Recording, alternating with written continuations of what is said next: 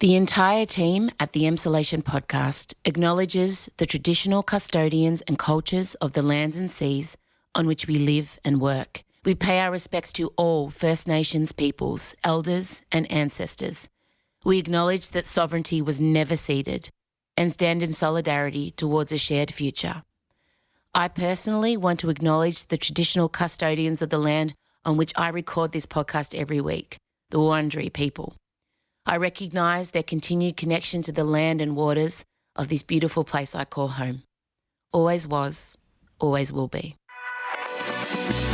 Russiano. I am an agent of chaos, but I'm an agent of organised chaos sometimes. And Michael Lucas. First we barrel the pork, then we pump it and dump it. This is Emsolation. I mean, your genes are very strong. Very strong. I can't believe my genes aren't in there going, scat, get out. You're in Emsolation.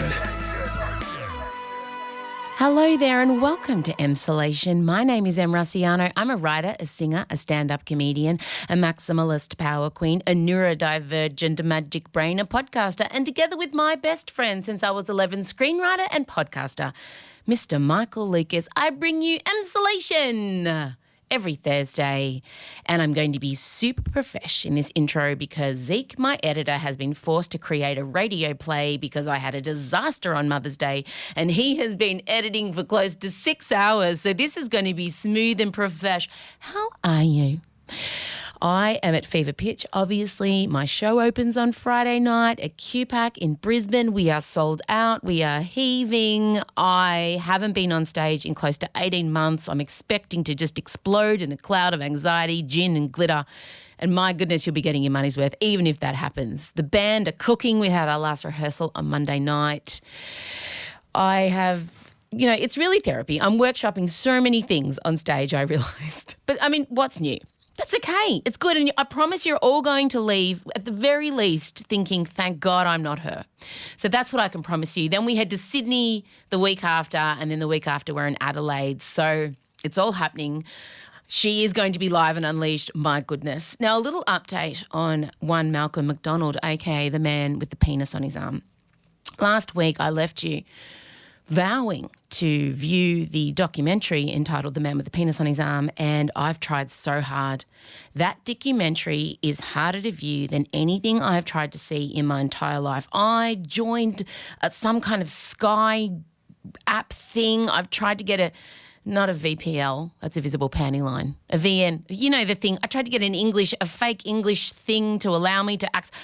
So if any of our UK Emsolators have access to Channel 4, would you mind filming a bit of it on your phone? Actually, that's totally illegal. Can you just do some stuff to make sure that I can get it and maybe just email it to Gemma, my PA? I'm not saying to do that because that is not legal, but I'm not saying to do that. Anyway, there is an update with young Malcolm. Kate Beckinsale, the smoking hot actress from the Underworld movies. That's how I know her, mainly from the Underworld movies. She has 5.3 million followers on Twitter and tweeted about Malcolm's plight because she was looking for some news that didn't make her sad. So she tweeted about Malcolm. Well, Malcolm got wind of this, tweeted back at her and bloody shot and asked her out on a date. I love this.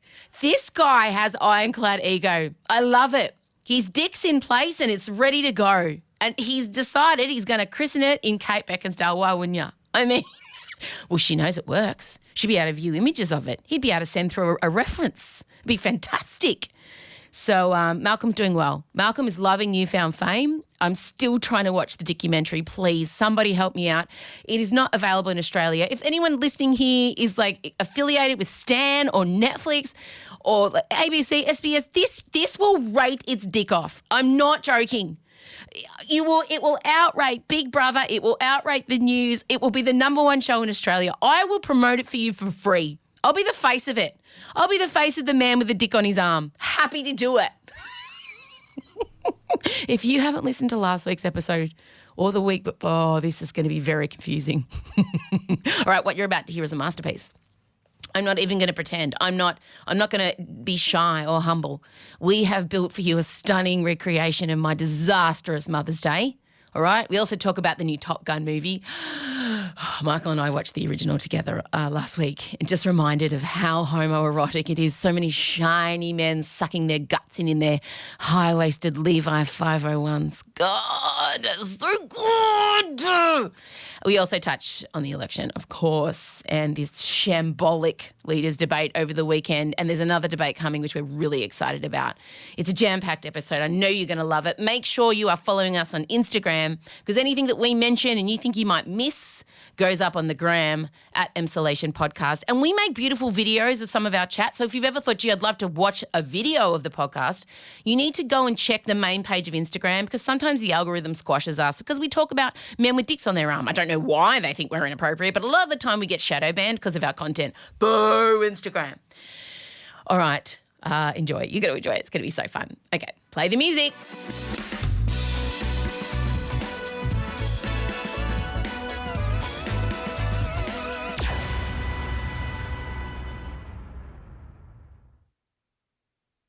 M. Rusciano and Michael Lucas. This is Emsolation. Michael Lucas, welcome to our troubled second album after last week's enormous success. How do we back up Jagged Little Pill, you know?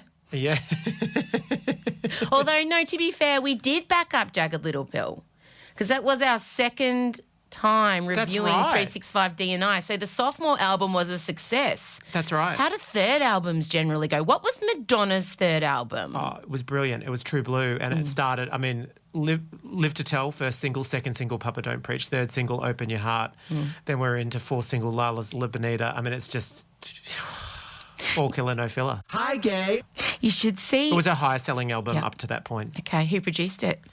I think it was Patrick Leonard. What was she wearing in the film clip for Papa Don't Preach? Oh, Italians do it better. I'm sure it made a strong impact on you. It was actually the first time I really remember locking onto her, watching her in that film clip, stride around Staten Island. We are in Madonna mode because you've brought to me, I was not across this story and I deliberately chose to not get across it because of your excitement about what Madonna's newest venture is. Excitement's a strong word. But what I would say is some people are saying she's falling behind the trends. Well, screw you. She is all over the metaverse. She's gone there. I don't even understand what it is. NFTs, non-fungible tokens. I don't know. I glaze over. Like, that's all in the Bitcoin basket for me, the NFTs. Like, they're like pictures. You know this shot of the girl, she's very young and there's a house blowing up behind her and it's a meme.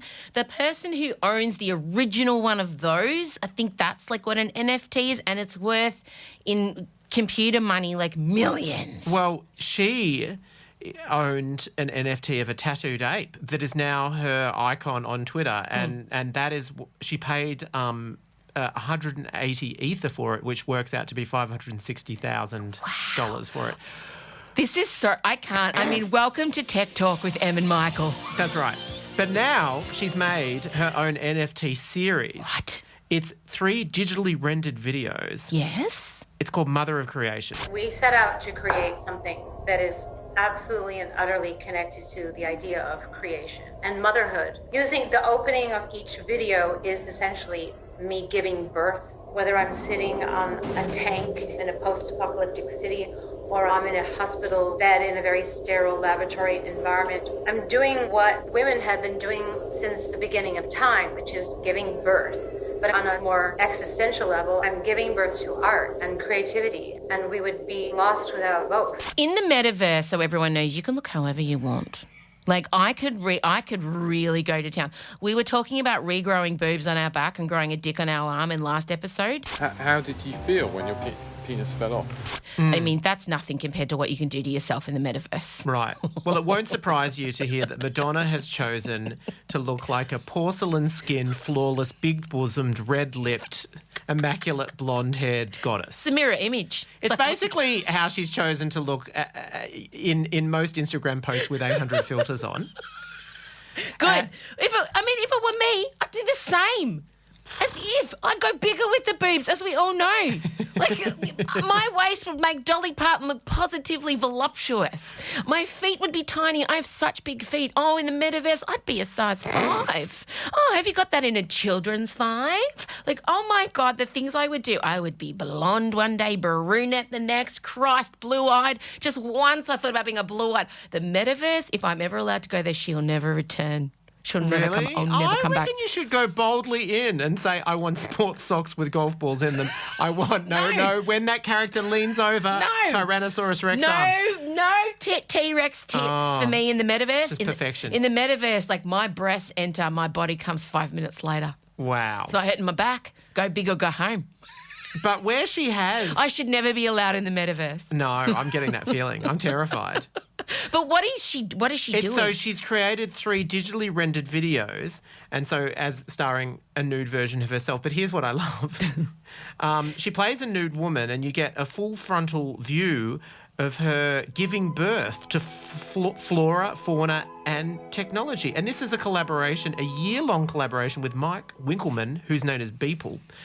And then, basically full frontal view of Madonna's avatar as she gives birth to different organisms, starting with a hospital bed, then a rusted vehicle, and ultimately a forest floor. And she's paired each video with poetry, some of her own and some by the mystic poet Rumi. I love that she's... Oh, that's what Rumi wanted. I think so. I mean, I feel like... Not only did Rumi want to write about all your ex-boyfriends, but he one day dreamed of being birthed out of the vagine of... the material girl. That's right. Rumi can rest in peace. Divine Rumi dead? inspiration. Rumi's dead, yeah? I'm pretty sure. Didn't Beyonce name one of her children after Rumi? She did. He'd be rapt about that too. Madonna has said, I never want to be provocative just for the sake of provocation. Really? She said, Madonna, insisting that the butterflies and centipedes she gives birth to in the video mean something, and she said, they stand for hope. They stand for technology. So she's birthing hopeful technology. I love it so much. And we need to find the poetry Madonna's written. There's nothing more exciting to me than hearing Madonna's written poetry. I defend her poetic lyrics, starlight, star bright, first star I see tonight. Oh, yeah, that rap in Vogue was genius. It was so good. Incredible. Well, Wow. it was Greta whitewashing. Garbo, Anne Monroe, Dietrich and DiMaggio, Marlon Brando, Jimmy Dean, on the cover of a magazine. Grace Kelly, Hollow, Jean, picture of a beauty queen. Jean Kelly, Fred Astaire, Ginger Rogers, dance on air. They had style, they had grace. Rita Hayworth gave good face. Lauren, Catherine, latitude. Betty Davis, we love you. Ladies with the attitude. Fellas that were in the mood. Don't just stand there, let's get to it. Strike a pose, there's nothing to it. Yeah, but she didn't mention a single black person, which is ironic considering that the whole movement style of Vogue was taken from black. It was from queer yes, clubs. from But queer still, clubs. In the great tradition of Paris is Burning. Killer rap. God, We've really gone to Madonna Town. Look, I will be looking out for this and buying an NFT. I'm not sure whether it's publicly exhibited or whether you have to bid for it. Do I have to enter the metaverse? I think they're hoping to sell it for like $15 million. How do I or watch something. this? Oh, I don't know. I think that is a sure bet. If nothing else, the estate of Rumi the poet should get involved in that. He'll be so happy. I need to know more about Rumi because he really is attached to so many divas. And I see him on Instagram every day. Someone's broken up with someone and a Rumi quote's up there. I really love Someone it. lost their job, This there's is a Rumi your quote. entry point into Rumi. Madonna That's birthing him. profound. And the fact that Beyonce named a child after them. From one reborn 80s icon to another. How's that? Oh, my God, I'm rubbing off on you. Nice. Yes, Friday night, Michael and I, Lady Gaga's Top Gun anthem dropped. I can't even remember what it's called. Hold my hand. There you go. Oh, that's right. It's not good. I wanted more. I just wanted her to really sing Take My Breath Away. Like, that's what I want. Or I've been to the danger zone. It's highway. It's highway to the danger zone. It's not I've been to. It's highway. What? Really? Did you think I've it been was singing I've it wrong been? all this time. You've not I've been singing singing it wrong for close to 40 years. I've been to the danger zone. I have been. I Oh, thought, Michael. Highway to the danger zone. I've been Take a singing it wrong, ride mate. in. What? Yeah. Well, what was he riding on? He's riding on the highway to the danger zone. No, it's I've been to the danger zone. Take a ride to the danger zone. On the highway. Well, in my one, they didn't specify what sort of arterial or form of transportation they were using. I don't have a leg to stand on. I only learnt last year about Material Girl. She was not singing about material. I thought it was an ode to fashion. I didn't realise she was talking about capitalism. So I don't have a leg to stand on. Anyway, there's a new Top Gun movie coming out. Let me be perfectly blunt. You are not my first choice. You are here at the request of Admiral Kazansky, a.k.a. Iceman. He seems to think that you have something left to offer the Navy. What that is, I can't imagine. With all due respect, sir, I'm not a teacher. Just want to manage expectations. What the hell? Good morning, aviators. This is your captain speaking. And we saw Tom, and we've decided he's had the appropriate amount of facial fixing, that he looks his age, like he's looking good. Mm-hmm. There was a bit of time where he was going down the filler route, we weren't sure. But Tom Cruise arrived on some kind of naval ship, and his hair was like blowing in the wind, and I'm like, he's just saying, fuck you, Travolta, you couldn't do this. Mm-hmm. Like it was tousled. It was practically, it was carefree hair. It was. Bit of salt and pepper. Bit of salt and pepper, yeah. And he was being super creepy with one of the female reporters, talking about how she looked.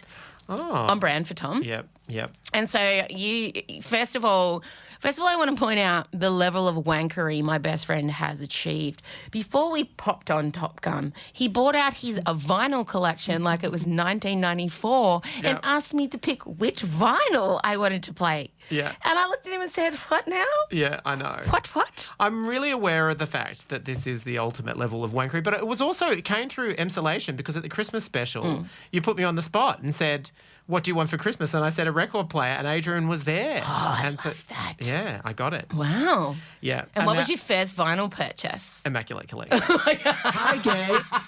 He said that before I finished the question. Yeah. There was no question what it was going to be. Second, you'll be happy. John Farnham. Yep. Of course. I'm basically collecting the albums that I grew up with on vinyl. Of course, yes. And it began as pure wankery. But then you went and directly sourced a stable top. Like you went and bought furniture. Yeah. You went and specifically went and bought furniture. Yeah. Which I did not contribute to. No. I didn't help you pick it. Yeah, but how do you rate it? Well, it looks a bit like a lectern. It looks like a Greek god's about to step up and give a speech. Yeah. Is that what you that's want? all right. Yeah, the Greek gods being the pop divas. That's fine. I think it's appropriate. Yeah, so Michael's now listening to vinyls, everyone. I am, and I defend it because, you know what? Firstly, I do love the sound. I love the crackle.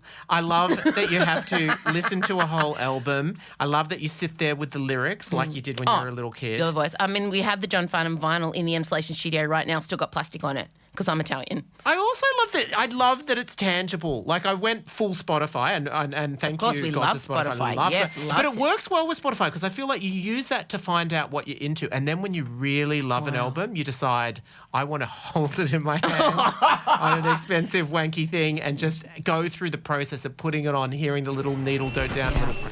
I can't do that because my father has a very extensive vinyl collection, and that sound to me was just terror because PTSD. If I ever scratched or if I broke a needle, oh my God, forget about it. And also I couldn't do any cartwheels or tumbles around the record player because it would jump and skip. No, fair enough. So Dad would get a vinyl out and he'd do the little spinny thing. And my dad also had the dust comb. Yeah. So you put it down and you run it and my dad would put his eye down and make sure all the dust was being collected. And then the moment where he lifts it up and pops it down. And then I scratch so many, and that's the time I'll get busted for scratching a Stevie Wonder vinyl or any of his vinyls. So record players for me is too much. PTSD. It's just too much effort. It's a lot to commit to when you can just get your iPhone out, open Spotify, and press play. Yeah. This podcast is sponsored by Spotify, obviously. But I know. I totally get it. I'm also now wondering, can I take back the Hamilton vinyl that I gave you because we love it? Oh. No. Michael gave me a decorative. Yeah. Oh. It's still in the plastic. Michael gave me a Hamilton vinyl. Yeah. We have a record player at my house because I have Generation Z children. Of course we have one or two. I think we have two now. But no, the Hamilton will never be getting opened. It will just stay in the plastic like the John Farnham one. Sure. For the record, she chose Dirty Dancing and then Red Hot Chili Peppers' Californication. I did. did, for the picks. record. Good Thank you. picks. And so we finished listening to some vinyls, and then it was decided we would watch the original Top Gun. And my God, I want to talk about my sexual awakening, or my heartstopper moment was the volleyball scene out of Top Gun. That moment when they are all shiny, hard-bodied, slapping up against each other, dog tags, waving past their nipples. I just remember as a kid. High-waisted jeans, just Right jeans up the a little nutsack. bit too high. Right up the nutsack. Like you could just see the division of nut. It was stunning. It was chef's kiss. And I just, for me, it still did it for me. Like, Yeah. Oh, it's much gayer than anything in Heartstopper. Considering it's that. the most homo-erotic film of all time. Yeah. Like, I dispute anyone to find anything more gay than the original Top Gun. About a bunch of guys waving their dicks around. It is a story about a man's struggle with his own homosexuality. True. M claims also peak Tom Cruise, whereas I controversially argued that Mission Impossible was peak attractiveness Tom Cruise. We both agreed superb physical specimen. Nipples a little low. Yeah. He's got low-hanging pecs. He does. He's got a low-hanging pec and long arms. Yeah. And a short torso. He's a short man. Yeah. He's a small, tiny man. But, I wish people could have heard the discussions. And then Michael and I just descended into how old are the actors in there compared to how old we are now. Because when we first watched it, we were little kids and they all seemed quite, at least to me, in their 30s or 40s, but they were only in their 20s. Absolutely. That was horrifying. Horrifying. Like, they're babies. Yeah. And Val Kilmer, my God, I think he out-hotted Tom Cruise in the original. Like, I think Val Absolutely. Kilmer won Tom second. Yeah, when you look at it now, he was sharper, which I don't think I appreciated at age 7. Yeah. But now that I look back on it, Yeah, no. It's just, look, do yourself a favour. Michael says it's not a good film. I fight that. I am going to say that, it for me, I had a few issues with some of the script. How dare you? And, What? What didn't you agree with? The amount of time someone says, God damn it! God damn it! God damn it, Goose! God damn it, Maverick! God damn you, Maverick. God damn it, everyone! I love that. That was my favourite part. The other thing that will really shock you when you look at it is how old it looks. Because I remember it being like the absolute peak of just sleek technology. Sexy Americana, military, it was yes. so modern. Yeah. And you look at it now and honestly... Has not held up. Nah. So, look, Mother's Day also occurred over the weekend, and I just want to let you know that the Mother of the Year was named, and Mother of the Year for 2022 was a One Nation leader, Pauline Hanson. Please explain. Whoa. Yeah. What was the rationale given? I'll let you know that, but she was named Mother of the Year by a Christian organisation called Family Voice. Why is it the most heinous movements use the word family? I hate this family. There is every single hateful movement I can think of involves the word family. I don't understand. And the family was also a hideous cult as well. Exactly. Thank you. Now, Pauline is mother to 4 children: Steve, Tony, Adam, and Lee. Of course, there are kids' names. And she has been named Mother of the Year because she's a worthy recipient given her commitment to family and the community, and indeed as a member of federal parliament. Pauline is said to say, I'm very honoured. You're never over being a mother until the day you die. The children may be adults, but they come to you for guidance and advice and support they need throughout their lives. So...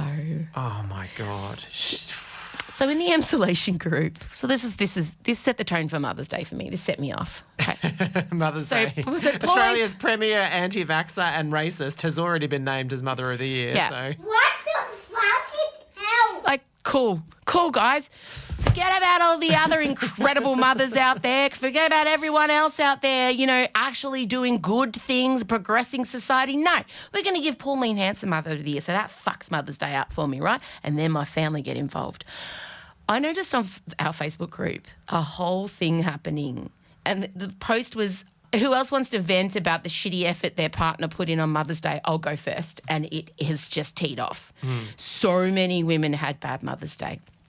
Let me tell you about my Mother's Day. Well, first of all, I woke up and the eldest child hadn't come home from her night out. Not home, right? She won't let me have the stalker app on anymore because she's nearly 21. I'm just going to say that is fair enough. But It's Mother's Day. Oh, sure, she should have sent a text. It's my... excuse me, Yeah. it's my day of days.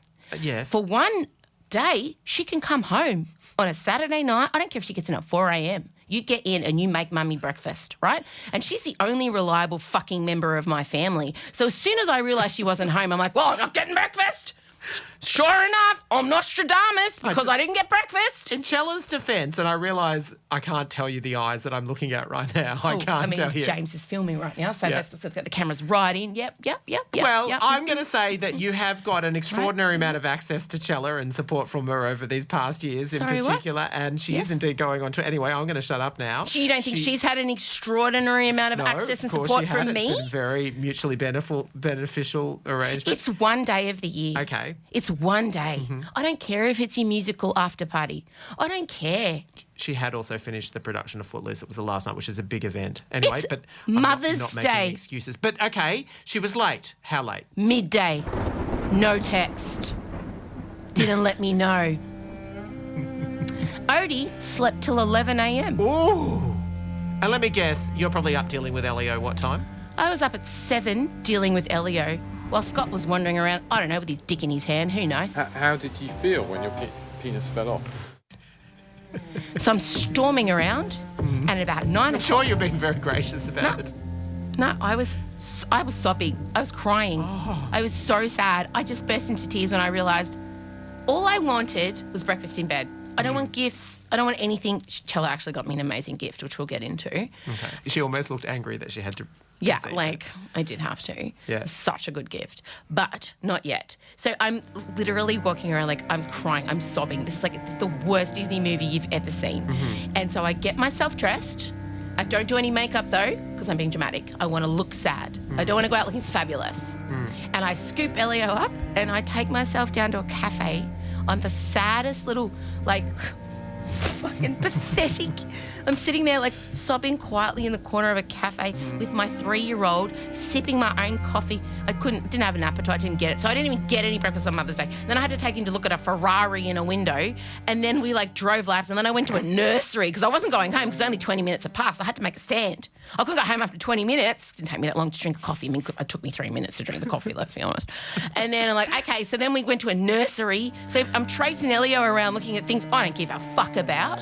Finally, 45 minutes had passed. I felt like that was an appropriate amount of time. And I had my phone turned off so no one could phone me. Turned my phone back on. No one had tried. No one wanted to know where Mum was. So I get home. Chella's still not back. And then I find Odette and Scott in the kitchen and I launched. All I wanted was breakfast in bed. It's one thing. I don't ask for anything. I do so much and I'm so sick of this. I can't. And so I went out and slammed the door and I kept thinking of things to say. So I had to open the door and go back out. And then my mother arrived and Scott's mother arrived for lunch and they'd cooked tacos and all my favourite things for lunch. But I was sitting there and I got so drunk. Like I was disgusting. I mean, not too bad, but like in terms of like I was like just sitting there like just eyeballing every member of my family. And every time Chella was there at this Chella point? had turned up finally. What she hadn't been to expression sleep. She did was you pull out? so hungover. Yeah. Like, do you remember the days where you had to go to a family function after a massive sesh? Vividly. Haven't slept, like just sitting there pale. And reeking, the vodka was coming out of every pore. It was like she'd had a vodka facial. It was nuts. And she was like holding herself up on the table opposite me, like, but just being there. I was daring her. I was daring her to yawn. I was daring her to show any sign. My face was just this. This is what I was sitting at the table going, ha! There was a lot of that. So anyway, we got through the lunch. And then Marcello went and had a nap. And Scott took his mother out to watch Odette's football, which she didn't even play in. So I was left home alone with Elio again. By myself on Mother's Day. What a unanimously disastrous day this is turning out to be. By myself. Didn't get any dinner. I got a warmed up taco meatball. Yum. Yum. I love a bit of microwaved iceberg lettuce. It's pretty bad. Happy Mother's Day, dickhead. So that was my Mother's Day. I'm really sorry that I didn't intervene in some way, although... Well, it's like the present Chella got me. She got me... Do you remember the band The Script? It's been a while since the two of us... It's like they were my favourite band of that era, and she got me tickets to see them in September. And a box of Ferrero Rochers. Okay, it's pretty good. It's improving. She's redeeming herself. Yeah, well... So my Mother's Day was I shit. just love you sitting there alone, just hoping someone would come up and go, excuse me, what? You shouldn't be here alone. You shouldn't be abandoned like this. Thank you. Is there something we can do? Well, at the nursery, the lady said to me, Oh, she said, how's your Mother's Day? You burst out crying. worse. I told her. Everything. There was a line 16 There's a behind it. nursery called Warren Glen, right? And imagine it is... it's one of those ones that has a cafe, doesn't it? Yeah, and it's where Prue and True work. Yes, you're right. Okay, it is literally a gift shop with a cafe and a nursery. It's a middle-aged lady heaven. You can get a centre candle, you can get a scarf, you can get earrings in the shape of the bird, you can get a brooch, you can get a cushion, you can get a fig tree. Like, it's amazing. You can get chocolate, you can get gardening gloves, you can get designer gumboots, right? You can get everything but the love of your children. Right? And I'm paying for Elio's glider. We bought a plane. Oh, had to buy a present for him, not even for yourself. Where's my present? Oh, no, I didn't buy myself anything. It's not my job. not I mean, I did day. that night book myself a really speno, amazing luxury one-week holiday to Port Douglas. I'm having a spite holiday. Are you taking them? No. And I sent them all the itinerary. Oh. Ticket for one. Oh. Just me. I booked a penthouse. That's the ultimate, yeah. sending them the No itinerary. one's coming. I sent them the flight details. I'm not flying till the first week of June. They don't need those details. Fuck, I'm going to forget them until the day before, but they all have them. I sent a calendar invite to Mummy's one-way flight. Haven't even booked a return. Maybe I won't come back. But yeah, the lady said to me at the nursery at Warren Glen, how's your Mother's Day? Totally innocent question, right? I went, really shit, actually. Like, my family are hopeless. And she just looked at me like didn't blink. And normally you would take that as a sign of like, maybe just pull out, Em, just pull out. But no, I saw that as her leaving space in the universe. Leaving silence for you to fill with tales of woe. Yeah, no one bothered with breakfast. My eldest child didn't come home. My middle child slept in and my youngest one, well, look at him here. What's he going to do? Can't cook an egg. I just want an egg on toast. I didn't want a gourmet breakfast. I just wanted some eggs on toast with a little bit of Vegemite underneath, maybe some tomato, nice coffee, maybe some orange juice, and a shitty little flour in a homemade vase. That's all I wanted. He can't do it, can he? My husband. Ha, ha, ha! She's just standing there going, okay. Did she give you a discount on the glider? They gave me a free chocolate. Okay. That's nice. Yeah. But I was sitting in that cafe looking so sad, just wanting someone to be like, oh my God, aren't you like M. Raciano Uber mother? Aren't you like the mother? Aren't you like the face of every mother? Haven't you defined motherhood for a new age of fierce, independent women, holding on to the nurturing care while still inspiring your children with your own vivid direction in life? Thank you. Yes. I would say yes, I am. Don't you have not one, not two, but 3 children as well as a doting husband? And can you believe not one asshole approached me with that? So that was my Mother's Day. How was Joe's? Was it good? It was great. Yeah? We had a family dinner. We had pizza. I bought her a huge native flower arrangement and Fleetwood Mac. Oh, a Fleetwood Mac. CD, because that's what she plays. What? Yeah, she didn't have it. What the fuck? Are you regressing? No, why? You bought your mum a CD and Yeah. what? Would you get her a Brash's voucher as well? That's what she loves. And she loved it. She's messaged me a couple of times saying, I'd forgotten how much I love this album. Oh, that's nice. All right. Well, all's well that ends well. I'm glad Joe had a nice fucking Mother's Day. She did come to the event with a bottle with her own pre-mixed gin and tonic because she didn't trust anyone else to make it quite to her specification. She'd even included the mint and the lemon and the ice blocks. In a SodaStream bottle. Yeah, that's right. Adrian She sent me a took it. picture. Yeah. And now I put in a request because your mother mixes a mean gin. I don't know what she does. No one has ever made me a gin better than Joe Lucas. Yes, Miss Hannigan. It's incredible because it feels really refreshing but also deadly amount of alcohol in there. And But it doesn't, like, you don't take a sip and you're not reeling. You're just all of a sudden like, oh my God. I know. She is very insistent upon the mint that she uses. She just picks it right then and puts it straight in. That's so fresh. I think she's very superstitious about that. Oh, straight from the garden into the SodaStream, shake, drink. I feel like we need to up her game off the SodaStream. If she's BYOing gin, which is a new level, and I really respect it, I think we need to get her a receptacle. Yeah. I think I already know what I'm going to get her. All right, we're going to go away. We're going to come back. Obviously, we're going to briefly touch on a debate's been announced and Michael got an erection. I'm just going to say it. That's next. M. Raciano and Michael Lucas. This is Emsolation. So we're a week and a half out from the election, okay? And I feel so uncomfortable. First of all, Albo having a photo op with Alan Jones can get in the bin. What the fuck is hell? That, I'm going to tell you, I'm going to be completely honest, it made me, not want to vote for him. Well, truly. I don't think it's made you want to vote for ScoMo, though. No. And now I find myself truly confused about who to vote for.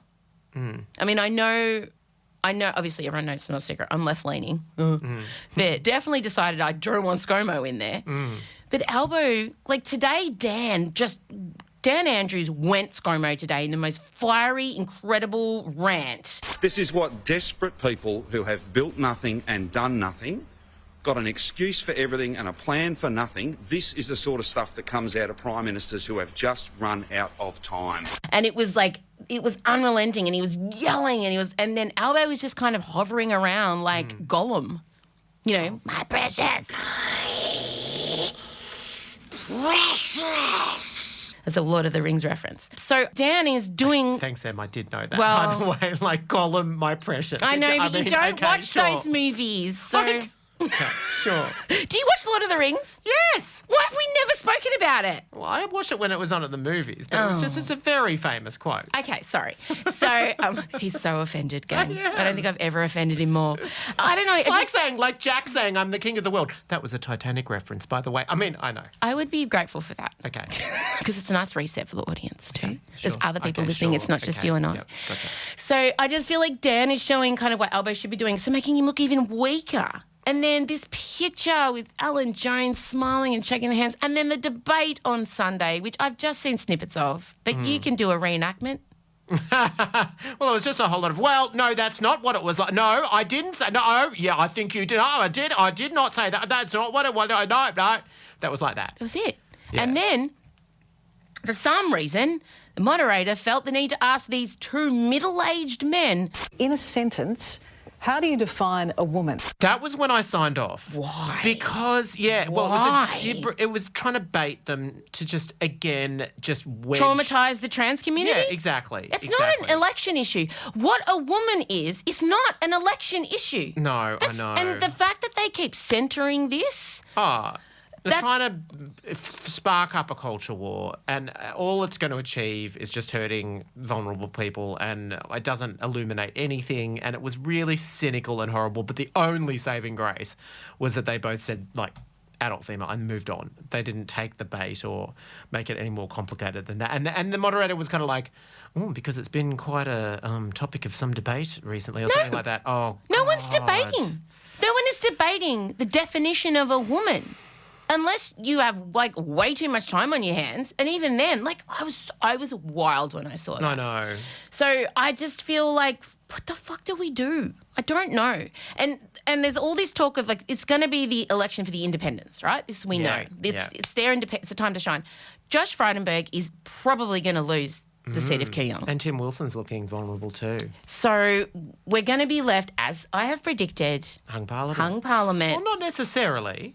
Well, the only way out of this is ScoMo winning. Albo's not going to win. No. Albo cannot beat ScoMo. I just think half of the people don't even know. They're pulling up away in the polls in the positive way. Doesn't matter. Okay. That's happened before. Do you know, for me, people will just go with ScoMo because that's just what they've known for the last decade.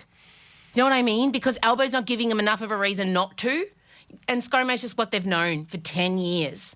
And they're like, things are okay for me. Do you know what I mean? Only people who their horrendous decisions have affected will change their vote. If you're just some schmo living in the burbs and your life doesn't change and everything's been okay, why are you caring about getting rid of ScoMo? And that's the majority of Australia. We're in a little bubble.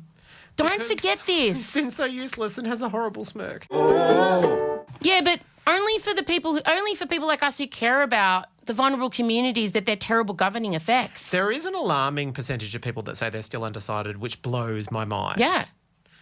I suppose you're in that category, although not really. I'm not undecided in terms of I definitely don't want the Liberal Party and I know that. But Albo's really been letting me down. I have to be honest. And there's been more inspiring speeches from independents. There's been more inspiring movements from people, that it should be coming from the leader of the party.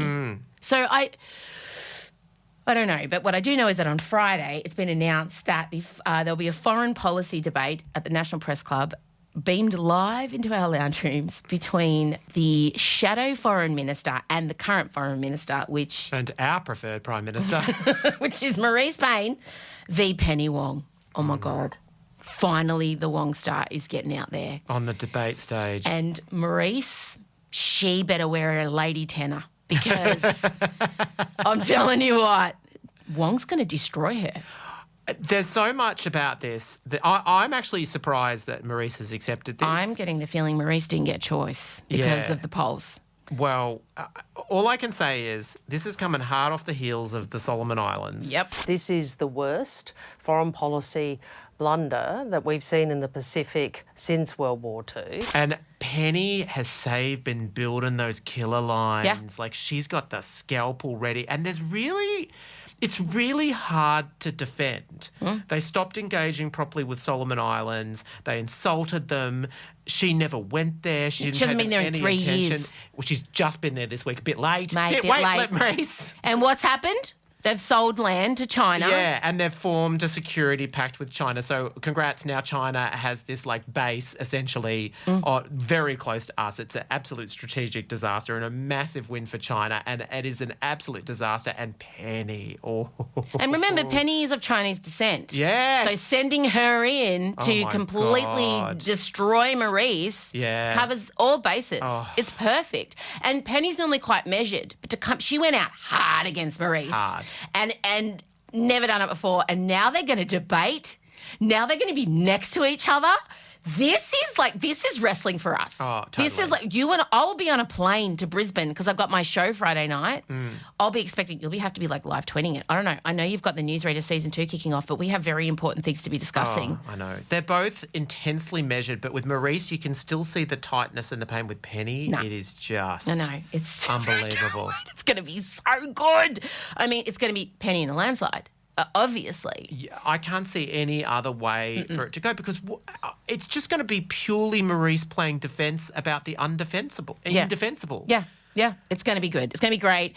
And look, next week we're going to have a bit of an election special. We're going to have some people in that maybe will help you because I need help. I need to understand better who I need to vote for because I'm feeling very uncomfortable about the whole thing at the moment. So obviously the next time we speak, we'll be talking all election and, this debate on Friday is just going to be one for the ages. I can't wait. Get it, Penny. All right, that's enough from us. The Uber Eats pizza's here and I can smell it and I'm really hungry. So what a professional ending. Thanks so much. This has been a wild, wild ride.